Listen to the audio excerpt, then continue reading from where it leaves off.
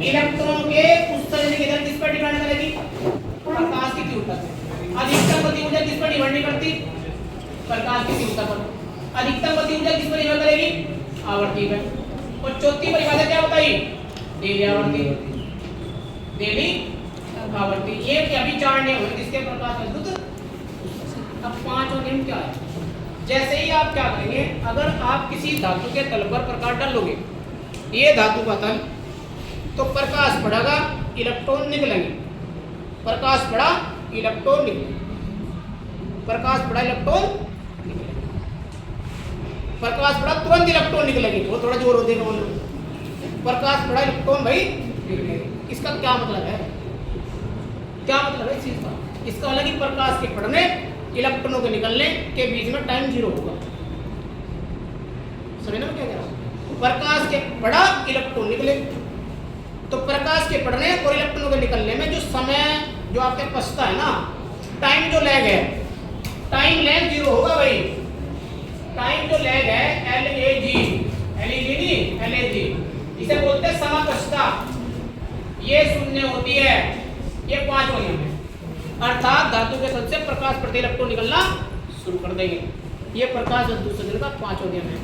यहाँ तक कोई डाउट किसी का? किसी को कोई बात पूछ रही हो मेरे से? किसी का कोई डाउट नहीं है? चलिए अब देखो जी नेक्स्ट टॉपिक हमारे। ये हमारा लेक्चर कंप्लीट होगा आज का। आप देखिएगा अगला टॉपिक क्या है। अगला टॉपिक क्या है? अगला टॉपिक है आइंस्टीन समीकरण। अरे चुप रहिए भाई।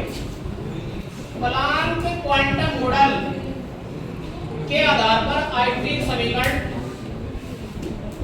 आइंस्टीन समीकरण। अरे प्लीज चुप जाओ भाई। प्लांक क्वांटम मॉडल के आधार, वहां से लिखा हुआ लगा, प्लांक क्वांटम मॉडल के आधार पर आइंस्टीन समीकरण से आप क्या समझते हैं, ऐसे सिद्ध कीजिए और इसके आधार पर प्रकाश विद्युत उत्सर्जन के नियमों की व्याख्या कीजिए। प्रकाश विद्युत उत्सर्जन के नियम कितने? 5।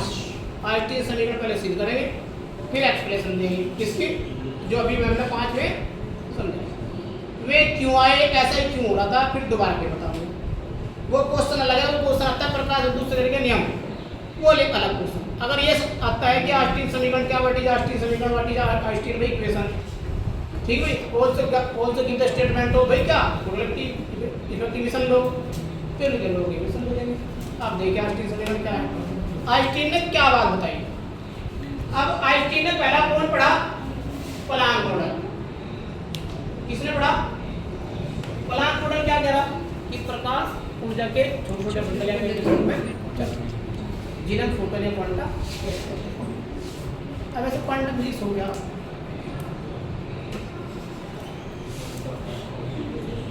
क्वांटम फिजिक्स मतलब क्या है? क्वांटा क्या हो? फोटोन क्या हो? एक तो मैक्रो फिजिक्स हो, एक माइक्रो फिजिक्स। क्वांटम में कुछ छोटे पार्टिकल बात करें, एलिमेंट्री के बारे में बात करें। एलिमेंट्री पार्टिकल, एलिमेंट्री पार्टिकल कौन? जैसे आपने बोस-आइंस्टीन का नाम सुना? बोस-आइंस्टीन का तो नाम सुना? अरे बोस-आइंस्टीन सुना नहीं ना? ये बोस-आइंस्टीन इन्होंने बताया।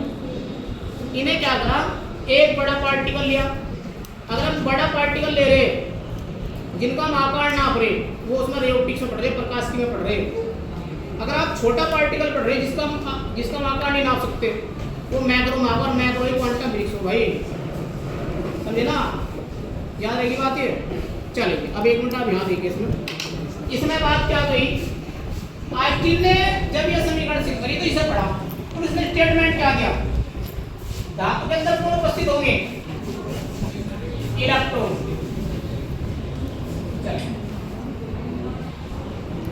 ऊपर से कौन पड़ा?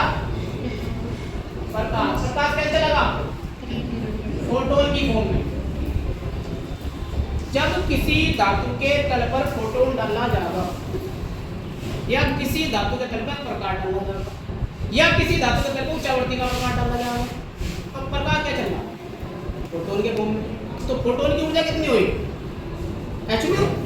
ये क्या चल रहे हैं? फोटोन। और फोटोन की ऊर्जा कितनी? hν। तो क्या होगा? आइंस्टीन ने बताया जब किसी धातु के तल पर आप प्रकाश डालोगे फोटोन डाल लोगे तो फोटोन अपनी सारी ऊर्जा धातु के अंदर उपस्थित किसी एक इलेक्ट्रॉन को देता है और अपने आप को फिनिश करता है, समाप्त करने लगा, खुदकुशी करता है। सारी ऊर्जा किसने दी? कोई किसी का नाम हिंदी में लिख देना, हम तो डूबेंगे सब, तुम नहीं डूबेंगे, ऐसा है नहीं? चलिए जी कोई बात नहीं। तो सारी ऊर्जा किसने दी? इलेक्ट्रॉन को। मैं जो था सब कुछ दे दिया भाई, तेरे नाम लिख दिया गया, तो इसका अस्तित्व क्या होगा? खत्म। ऐसा होगा नहीं होगा? तो इसने बताया जब फोटोन क्या करता है, किसी धातु के साथ टकराओगे तो अपनी सारी ऊर्जा किसी एक इलेक्ट्रॉन को दे देगा, सार्वजनिक एक को, और अपनी स्वयं का अस्तित्व खत्म कर देगा, ये अब खत्म होगा। लेकिन ये ऊर्जा है ना, तो ये ऊर्जा है, ये दो भागों में बढ़ जाएगी। कितने भागों में? ऊर्जा कितनी है? कितने भागों में बढ़ जाएगी? दो भागों में। नंबर 1, धातु के तल से इलेक्ट्रॉनों को बाहर निकलने में गति ऊर्जा के रूप में। भाई मैं इलेक्ट्रॉन जो धातु के तल से बाहर निकलेंगे में किसी बिना वेग के थोड़े जाएंगे, वेग तो चाहिए ना हमें, तो ये ऊर्जा कहाँ बढ़ जाएगी आगे? एक तो गति ऊर्जा के रूप में और एक कार्य फलन के रूप में। किसके रूप में? कार्य फलन। कार्य फलन कौन होगा? W। तो हमने बताया कि ये ऊर्जा दो भागों में बढ़ जाएगी। नंबर 1 क्या हो जाएगा? धातु के तल से इलेक्ट्रॉनों को बाहर निकालने में गति ऊर्जा के रूप में, और नंबर 2 कार्य फलन के रूप में। इसका मतलब है इस hν का मान किसके बराबर होगा? इस hν का मान W प्लस E के बराबर होगा, नहीं होगा भाई? W इधर ले लेंगे तो E के बराबर क्या हो जाएगा? hν माइनस के W। यही आइंस्टीन की प्रकाश तत्व समीकरण है, यही है, ये आइंस्टीन की प्रकाश तत्व क्या भी समीकरण है। और W की वैल्यू क्या थी? W की वैल्यू कितनी बताई थी? hν। ये hν नोट दी है, तो ऐसे क्या कर लो? कॉमन। कितना आ गया? ये भी आइंस्टीन क्या है? प्रकाश तत्व समीकरण है। लेकिन जो इलेक्ट्रॉन निकलेंगे वे मैक्सिमम वेग से निकलेंगे, मैक्सिमम वेलोसिटी से निकलेंगे, उनका वेग ज्यादा होगा। तो E के क्या करेंगे? गति ऊर्जा का फॉर्मूला क्या होगा? 1/2m²। अरे हाँ m² हो नहीं हो, ये आ गया 1/2m², 1/2m², ये बराबर h hν माइनस के, ये आ गया c रूप में, ये आइंस्टीन के प्रकाश तत्व समीकरण। चलिए बहुत बहुत धन्यवाद आप लोगों का, ठीक है, सुनने के लिए, कोऑपरेट करने के लिए। कल हम मिलेंगे नए लेक्चर के साथ, ठीक है।